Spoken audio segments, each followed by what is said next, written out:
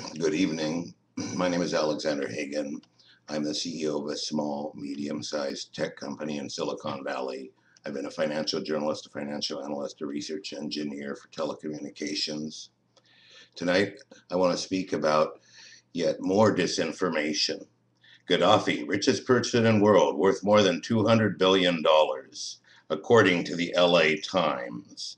The LA Times is the #1 source of disinformation that I have found. I do not support or oppose the loyalists of Libya. I have a lot of sympathy for them after the massive massacres that have occurred. But I want to address this issue that Gaddafi was the richest person in the world, worth more than $200 billion.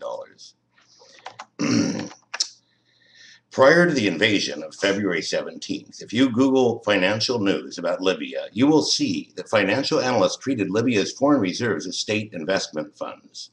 The latest round of sickening talking points regarding Libya's investments were disseminated to counter any sympathy for Gaddafi after his brutal beating to death by the Misurata Brigade, which calls itself the Brigade to Purge Blacks, Slaves and Black Skins.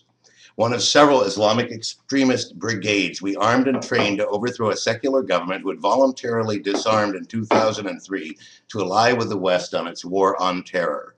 Mr.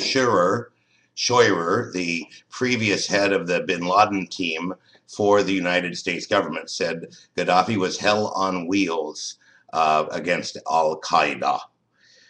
After Clinton's terrible gaffe, we saw, ha ha ha, he died. It was determined that there needed to be another round of disinformation by the war machine media to prevent people from becoming sympathetic. Even Americans started to blog and post how horrified they were at Hillary Clinton's gloating at the death of any person.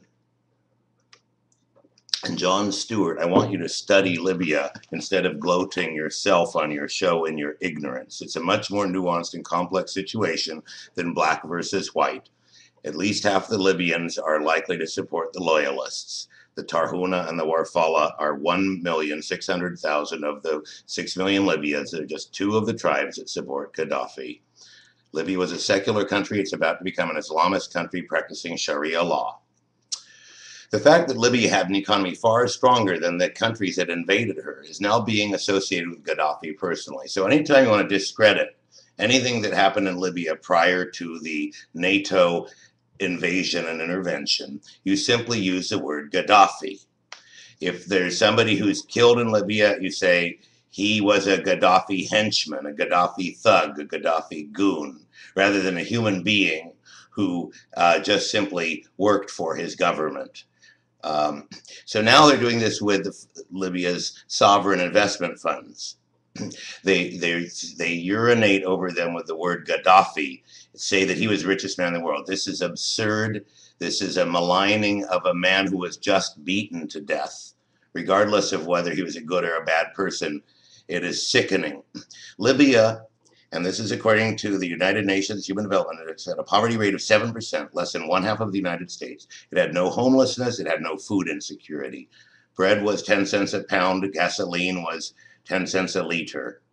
It had the highest literacy rate in Africa. It had socialized medicine and free university tuition. Gaddafi was not looting Africa. These funds were Libyan state government funds. Of course, they claim that Gaddafi was, I don't even understand why they suddenly trot this out.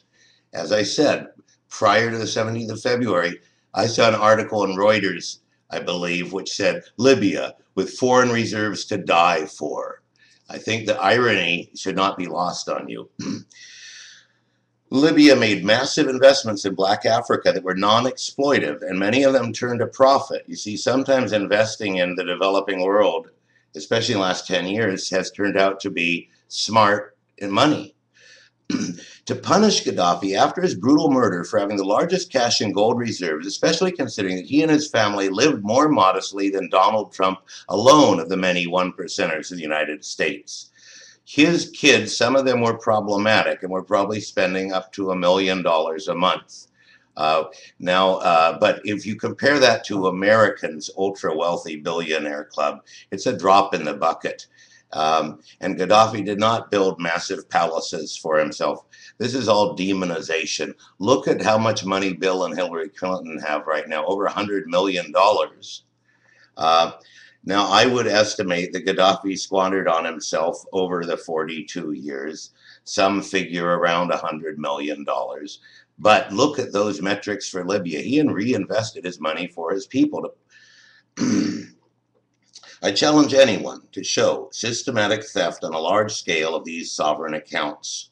They were not hidden away. They were in the name of various state agencies. It is truly sickening that Justice War Machine will go to discredit someone they not only assassinated, but are now seeking to kill the whole family of. Libya is not a black and white, good versus evil issue. It is much more complex than that. I'm not suggesting that Gaddafi was not, for example, I'm not suggesting he was, but I'm not suggesting he was not a bullying autocrat who ran a police state. But he was also a very intelligent man who believed he was serving his people, the Arab world, and more recently Africa. He was the main supporter of Nelson Mandela and the ANC when we had Mandela on our terrorist list. So again, I challenge anyone to demonstrate that this is anything more than sickening disinformation to counter any sympathy the world has after Gaddafi's brutal death and Hillary Clinton's callous gloating. My name is Alexander Hagan. Thank you, good night, and good luck.